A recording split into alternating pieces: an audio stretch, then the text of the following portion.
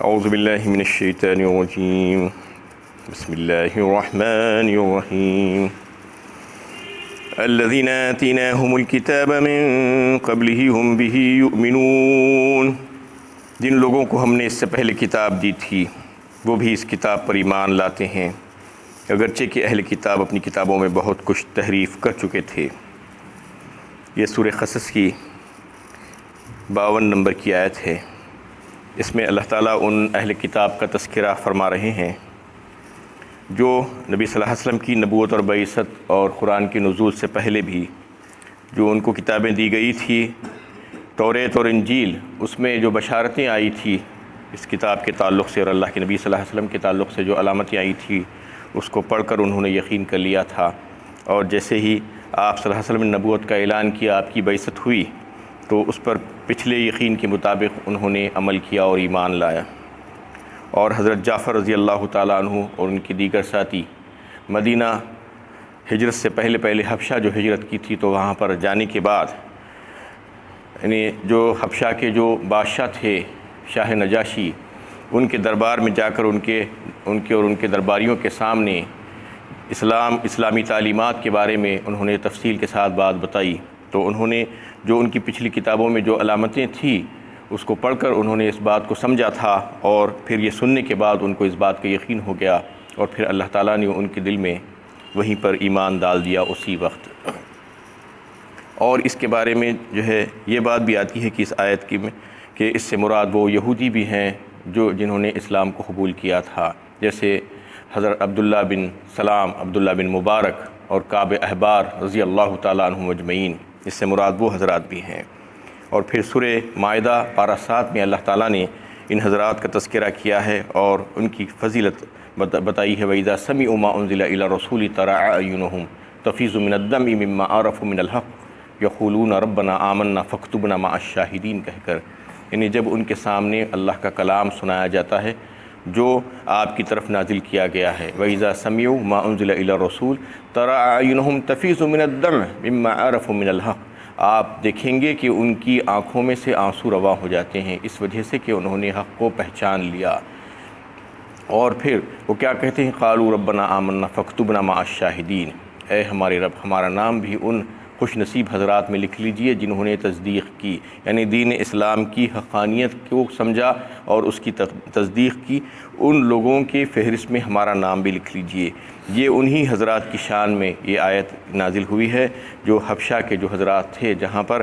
نبی صلی اللہ علیہ وسلم نے اپنے مسلمان بھائیوں کو مدینے جانے سے پہلے، مدینے کی ہجرت سے پہلی ہجرت جو ہوئی تھی وہ حبشہ کی طرف ہوئی تھی، اور وہاں کے جو بادشاہ تھے یعنی بادشاہ نجاشی، وہ لوگوں کا یعنی دین جو تھا وہ جو ہے عیسائیت پر وہ لوگ قائم تھے، اور اس وقت حضرت جعفر بن ابی طالب رضی اللہ تعالیٰ عنہ حضور صلی اللہ علیہ وسلم کے چچا تھے آپ، تو وہ جو ہے امیر بنا کر بھیجے گئے تھے۔ تو جب دربار میں گئے اور حضرت نجاشی نے جو ہے ان کو اور جو ہے دیگر علماء کو بھی بلایا اور عباد اور زہاد کو بھی بلایا اور جمع کیا، اس کے بعد پھر حضرت جعفر سے جو ہے یہ خواہش کی گئی کہ آپ قرآن کریم کو پڑھ کر سنائیے، تو انہوں نے سورہ مریم کو پڑھ کر سنایا، اور پھر جو ہے عیسیٰ علیہ السلام کے اعجازی ولادت کے تعلق سے بات کی گئی، بیان کیا گیا جو سورہ مریم میں ہے، اس کے بعد ان کی ابدیت، ان کی رسالت کے بارے میں، تو یہ ساری باتیں انہوں نے سنی، یعنی قال انی عبد اللہ آتانی الکتاب وجعلنی نبیا، اس کے بعد ان اللہ ربی و ربکم فاعبدوہ ھذا صراط مستقیم، یہ ساری باتیں آئی گئی کہ میں بندہ ہوں اللہ کا اور مجھے نبی بنا کر بھیجا گیا ہے۔ یہ عیسیٰ علیہ السلام کی زبانی جو اللہ تعالیٰ سورہ مریم میں جو بیان فرمائے ہیں، اس کے بعد آخر میں یہ کہ یہی میرا بھی رب یہی ہے اور تمہارا رب بھی یہی ہے، ان اللہ ربی و ربکم فاعبدوہ ھذا الصراط المستقیم، یعنی تو پھر جو ہے تم اسی کی عبادت کرو، یہی سیدھا راستہ ہے۔ یہ سننا تھا کہ وہ لوگوں کی آنکھوں سے آنسو رواں ہو گئے، اور انہوں نے یقین کر لیا اس بات پر یہ کلام اللہ ہی کا ہے، اور جو ہمارے پاس جو بشارتیں جو پچھلی کتابوں میں آئی تھی یقیناً یہ اسی کے تعلق سے آئی تھی، اور پھر اسی وقت انہوں نے ایمان کو قبول کیا، تو اس طریقے سے جو ہے ان کی شان میں یہ آیت آئی ہے۔ اور پھر وہ آیت بھی جو سورہ مائدہ کی جو ابھی میں نے آپ کے سامنے تلاوت کی وہ، اور پھر سورہ مریم کی جو ہے جو آیتیں جو ان کے دربار میں شاہ نجاشی کے دربار میں پڑھ کر سنائی گئی تھی، اس کے بعد پھر وہ لوگوں کے دل نرم ہو گئے اور انہوں نے اس بات پر یقین کر لیا تھا کہ یہی حق ہے واقعے میں، اور اسلام کی اور دین کی جو ہے حقانیت کو انہوں نے سمجھ لیا تھا اور ایمان لے کر آ گئے تھے۔ پھر یہ ہوا کہ شاہ نجاشی کا انتقال ہوا تو نبی صلی اللہ علیہ وسلم کو پتہ چلا، تو آپ صلی اللہ علیہ وسلم نے صحابہ کرام سے انہیں کہا کہ تمہارے بھائی کا انتقال ہو گیا ہے حبشہ میں، وہ مر گیا ہے، اس کی نماز جنازہ پڑھنا ہے۔ تو اس طریقے سے انہوں نے غائبانہ نماز جنازہ ایک صحرا میں پڑھی نبی صلی اللہ علیہ وسلم نے شاہ نجاشی کی۔ یہ ایک ہی جو ہے شخصیت تھی جس کی غائبانہ نماز جنازہ جو ہے پڑھی گئی۔ اس کے علاوہ دیگر بہت سے مسلمان دوسرے مقامات پر اس وقت بھی جو ہے جن کا انتقال ہوا تھا، لیکن نبی صلی اللہ علیہ وسلم نے ان کی غائبانہ نماز جنازہ نہیں پڑھی۔ یہ اس وجہ سے بھی بتایا جاتا ہے کہ شاہ نجاشی جس مقام پر انتقال کر گئے تھے وہ جو ہے کفرستان تھا، کفر تھا وہاں پر، اور وہ لوگ جو ہے ان کی نماز جنازہ نہیں پڑھائے تھے۔ تو اگر ایسا کوئی موقع پیش آتا ہے کہ کوئی مسلمان کہیں پر جا کر فوت ہو جاتا ہے اور اس کی نماز جنازہ نہیں پڑھائی گئی ہے تو پھر دوبارہ یعنی اس کی نماز جنازہ پڑھائی جا سکتی ہے غائبانہ طور پر، اور اگر پہلے سے پڑھ لی گئی ہے تو پھر یہ جو ہے فرض کفایہ ہے۔ فرض کفایہ ایک بار ادا ہو جانے کے بعد اس کا اعادہ کرنے کی ضرورت نہیں ہے، لیکن لوگ آج اس کو بھی ایک طریقہ بنا لیے ہیں۔ یہ نبی صلی اللہ علیہ وسلم سے مسنون طریقہ نہیں ہے، اور آپ نے کبھی بھی کسی کی بھی غائبانہ نماز جنازہ نہیں پڑھی تھی۔ تو اس طریقے سے یہ مسئلہ بھی جو ہے ثابت ہو جاتا ہے اس میں۔ وَإِذَا يُتْلَى عَلَيْهِمْ قَالُوا آمَنَّا بِهِ إِنَّهُ الْحَقُّ مِنْ رَبِّنَا إِنَّا كُنَّا مِنْ قَبْلِهِ مُسْلِمِينَ، اور جب انہیں قرآن پڑھ کر سنایا جاتا ہے تو کہتے ہیں کہ ہم اس پر ایمان لے آئے، بے شک وہ ہمارے پروردگار کی طرف سے حق ہے، ہم تو پہلے ہی سے اس کتاب کے نزول سے قبل ہی اس کتاب کو مان چکے ہیں۔ یہ جو ہے انہی لوگوں کی شان میں بیان کیا گیا ہے جو اہل کتاب تھے۔ اہل کتاب کو بھی جو ہے اللہ تعالیٰ نے مسلمان ہی کہا ہے، کیونکہ پچھلے نبیوں کی جو تعلیمات تھی وہ جو ہے مشترکہ تعلیمات تھی، شروع سے آخر تک یہی بات رہی ہے، ایک اللہ کی عبادت اور ایک اللہ کی توحید کو پیش کیا گیا، اور جو لوگ بھی جو ہے ان نبیوں کی بات کو مان کر ان کو سچا مان کر تسلیم کر کے اس کو جو ہے یعنی اس پر قائم رہے تھے وہ راستے پر، تو وہ لوگ مسلمان ہی کہلائے۔ اور اس میں بھی جو ہے انہی کا تذکرہ ہے کہ جو حضرات جو ہے یہودی اور عیسائی تھے جنہوں نے اسلام کو قبول کیا اور نبی صلی اللہ علیہ وسلم کی بات کو سچا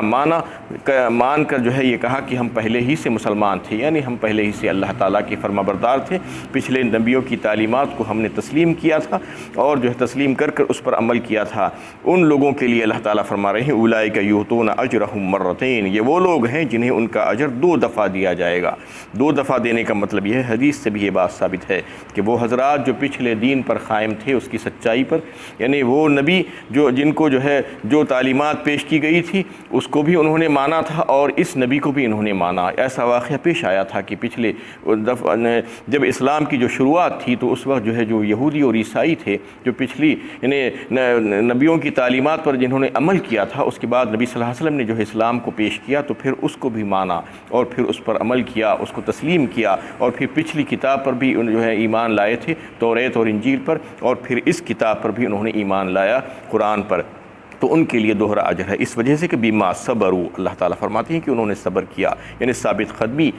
دکھائی کہ دونوں پر ایمان لائے، دونوں نبیوں پر ایمان لائے، دونوں کتابوں پر انہوں نے ایمان لایا، اور جو بھی مشکلات ان کو پیش آتی رہی اس کو جو ہے جھیلتے رہے اور اس پر ثابت قدمی کے ساتھ چلتے رہے۔ وَيَدْرَعُونَ بِالْحَسَنَةِ السَّيِّئَةَ وَمِمَّا رَزَقْنَاهُمْ يُنْفِقُونَ، اور وہ برائی کو بھلائی سے دفع کرتے ہیں، یعنی برائی کا جواب بھلائی سے، شرارت کا شرافت سے، ظلم کا جواب صبر سے دیتے ہیں۔ وَمِمَّا رَزَقْنَاهُمْ يُنْفِقُونَ، اور جو کچھ بھی ہم نے انہیں دے کر رکھا ہے اس میں سے خرچ کرتے ہیں، تنگی معاش کو انفاق نہ کرنے کا بہانہ نہیں بناتے۔ وَإِذَا سَمِعُوا اللَّغْوَ أَعْرَضُوا عَنْهُ وَقَالُوا لَنَا أَعْمَالُنَا وَلَكُمْ أَعْمَالُكُمْ سَلَامٌ عَلَيْكُمْ لَا نَبْتَغِي الْجَاهِلِينَ، اور کہتے ہیں کہ ہمارے اعمال ہمارے ساتھ اور تمہارے اعمال تمہارے ساتھ، ہماری طرف سے تم پر سلامتی ہے، یعنی ہم بدلہ نہ لیں گے، ہم جاہلوں کا سا طریقہ اختیار نہیں کرتے۔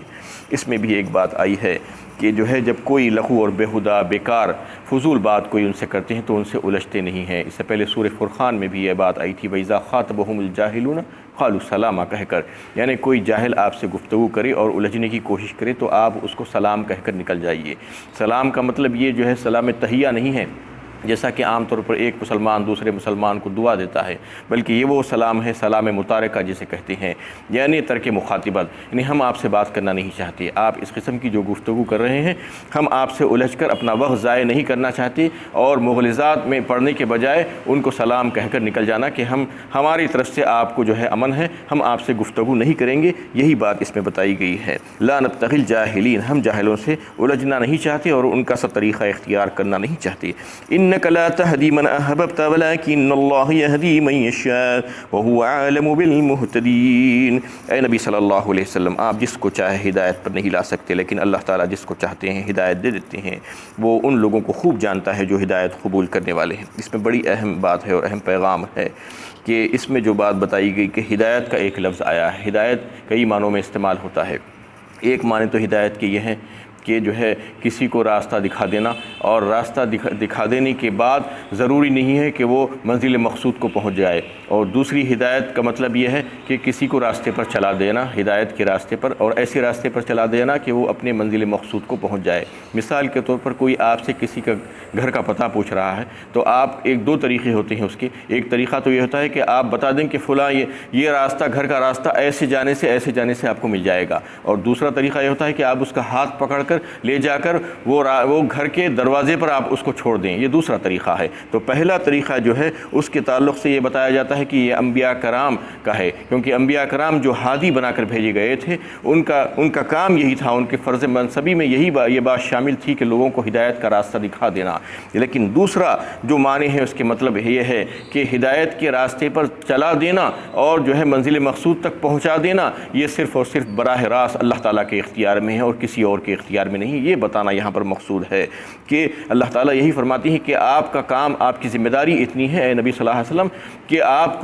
جو ہے لوگوں کو تعلیم کریں اور تبلیغ کریں اور راستہ دکھا دیں، ان کی رہبری اور رہنمائی کر دیں۔ راستے پر زبردستی چلا دینا، لوگوں کے دلوں میں ایمان لا کر ڈال دینا اور لوگوں کو زبردستی مومن بنا دینا، یہ آپ کی ذمہ داری نہیں ہے، یہ آپ کا کام نہیں ہے، یہ براہ راست اللہ تعالیٰ ہی کے اختیار میں ہے۔ اس کے تعلق سے شان نزول میں یہ بات بتائی گئی ہے کہ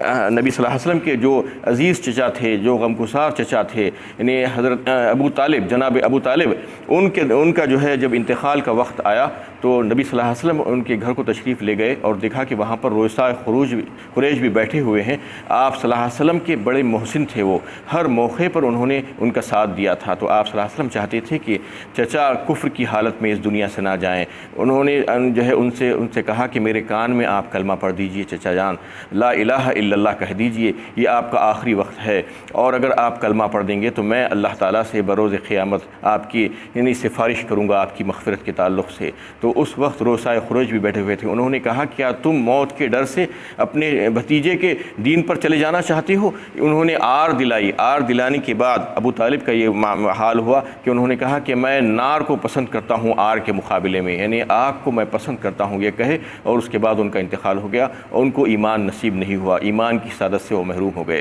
تو جیسے ایمان کی سعادت سے محروم ہوئے تو نبی صلی اللہ علیہ وسلم کو بہت تکلیف ہوئی، انتہا سے زیادہ بڑا صدمہ ہوا کہ ان کے اتنے عزیز چچا ایسے ہی حالت میں چلے گئے ہیں، جبکہ وہ ہدایت کا راستہ دکھا رہے ہیں لوگوں کو۔ یعنی کتنے لوگ آپ صلی اللہ علیہ وسلم سے جو ہے فائدہ اٹھا رہے ہیں، لیکن جو چچا جو ان کی مدد کیے تھے، ہر معاملے میں ہر قدم پر ان کی مدد کیے تھے، وہ ایسے ہی چلے گئے۔ تو اس وقت یہ آیت نازل ہوئی، انک لا تہدی من احببت ولکن اللہ یہدی من یشاء۔ اس میں اللہ تعالیٰ نے جو ہے بالکل واضح بیان کر دیا کہ اے نبی صلی اللہ علیہ وسلم، آپ کی ذمہ داری تو صرف یہ ہے کہ تبلیغ کا کام کر دینا، لوگوں تک جو ہے ہمارا پیغام پہنچا دینا اور لوگوں کو ہدایت کا راستہ دکھلا دینا۔ یہ جو ہے زبردستی آپ کسی کو ایمان پر لا کر جو ہے نہیں لا سکتے، یہ ذمہ داری ہماری ہے، اور جسے ہم چاہتے ہیں اسے جو ہے ہدایت کے راستے پر چلا دیتے ہیں، اور جس کے لیے ہم چاہتے ہیں اس کو جو ہے ایمان سے نواز دیتے ہیں۔ یہ ہماری طرف سے ہو سکتا ہے، اور یہ اگر آپ کے چاہنے سے جو ہے یہ ممکن نہیں ہے۔ کوئی اگر یہ چاہے کہ اس کسی کو جو ہے ایمان پر لا دے زبردستی تو یہ جو ہے اس کے لیے ممکن نہیں ہے۔ اس میں اللہ تعالیٰ نے بالکل واضح بات بتا دی ہے، لیکن آج اس کے باوجود بھی بہت سے لوگ غلط خیالات رکھتے ہیں دل میں اور باطل عقائد دل میں رکھتے ہیں۔ کئی ایک بزرگان دین کے تعلق سے یہ کہا جاتا ہے کہ فلاں بزرگ اور فلاں بزرگ اور فلاں بزرگ کی وجہ سے جو ہے آج ہندوستان میں یا پاکستان میں یا اور دیگر برصغیر میں جو ہے لاکھوں کروڑوں لوگ مسلمان ہو گئے ہیں، ایمان لے کر آئے ہیں۔ اگر وہ نہ ہوتے تو ہم سب کے سب کافر ہوتے اور ہم سب کے سب جو ہے مشرک ہوتے، یہ کہنا بالکل غلط بات ہے۔ اللہ تعالیٰ جس سے چاہتے ہیں کام لے لیتے ہیں، اس میں ہمارا کوئی ذاتی معاملہ نہیں ہے۔ اور جو ہے ہم یہ نہ سمجھنا چاہیے کہ اگر ہم کوئی اچھا کام کر رہے ہیں، نیکی کا کام کر رہے ہیں، بھلائی کا کام کر رہے ہیں، اللہ تعالیٰ کے کلام کو پھیلانے کا کام کر رہے ہیں، دعوت و دین اور تبلیغ کا کام کر رہے ہیں، دین کو سمجھانے کا کام کر رہے ہیں، اور اس کے ذریعے سے لوگ جو ہے مسلمان ہو رہے ہیں، لوگ یعنی اسلام میں حلق بگوش ہو رہے ہیں، تو اس کا مطلب یہ نہیں کہ ہمارا یہ ذاتی کمال ہے، بلکہ یہ اللہ تعالیٰ کی مہربانی ہے، اللہ تعالیٰ کا احسان ہے کہ ہم سے یہ کام لے رہے ہیں، ورنہ جو ہے ہم بھی کہیں پر پڑے ہوتے، ہم سے جو ہے کوئی کام نہیں لیتے اللہ تعالیٰ، ہم کو اللہ تعالیٰ منتخب کر کے کام لے رہے ہیں، تو یہ ہمارا ذاتی کمال نہیں ہے، اور کسی کے تعلق سے یہ نہیں سوچنا چاہیے۔ ارے یہ سوچیے آپ کہ نبی صلی اللہ علیہ وسلم کا کیا معاملہ تھا، آپ کا کیا درجہ تھا، کیا مرتبہ تھا، آپ صلی اللہ علیہ وسلم کتنا یعنی دل میں تکلیف محسوس کرتے تھے کہ جو کفار تھے، کفار مکہ کیا سب کے سب مسلمان ہو گئے تھے اس وقت؟ کتنے مخالفین تھے، جب مدینہ ہجرت کر کے گئے تو کیسی حالت میں آپ صلی اللہ علیہ وسلم تشریف لے گئے تھے، اور پھر پہلی جنگ جو ہوئی جنگ بدر میں کتنے مخالفین تھے آپ کے، اتنی تبلیغ کرنے کے باوجود بھی جو ہے لوگ نہیں مان رہے تھے، تو کیا مطلب تھا اس کا؟ کیا دوسرے لوگ جو ہے دل میں ایمان ڈال دے سکتے ہیں زبردستی کوئی ایمان نہیں ڈال سکتا۔ یہ آیت اس بات کا تقاضا کر رہی ہے کہ دیکھو دل میں کوئی ایمان نہیں ڈال سکتا، نبی صلی اللہ علیہ وسلم بھی نہیں ڈال سکے، آپ صلی اللہ علیہ وسلم کو بھی اللہ تعالیٰ نے کہہ دیا کہ آپ اس بات پر قادر نہیں ہیں، ہم تو یہ تو دینے والے ہم ہیں، اور ہمارے اختیار میں ہے، یہ کلی اختیارات ہمارے پاس ہیں۔ اس طریقے سے جو ہے کسی کے تعلق سے بھی جو ہے یہ سمجھنا اور پھر یہ باطل عقائد دل میں رکھنے کے بعد ان کے پاس جانا اور ان سے منتیں مرادیں مانگنا، یہ کوئی صحیح طریقہ نہیں ہے۔ اللہ تعالیٰ اگر کسی کو جو ہے نیک بنائے ہیں، اسے توفیق دیے ہیں اور وہ اچھے کام کر رہا ہے، تو یہ اللہ تعالیٰ کی طرف سے ہے، اور اس کا اجر اللہ کے پاس محفوظ ہے، کسی کو اس کے بارے میں جو ہے باطل عقائد رکھنے کی کوئی ضرورت نہیں ہے۔ وآخر دعوانا الحمد للہ رب العالمین۔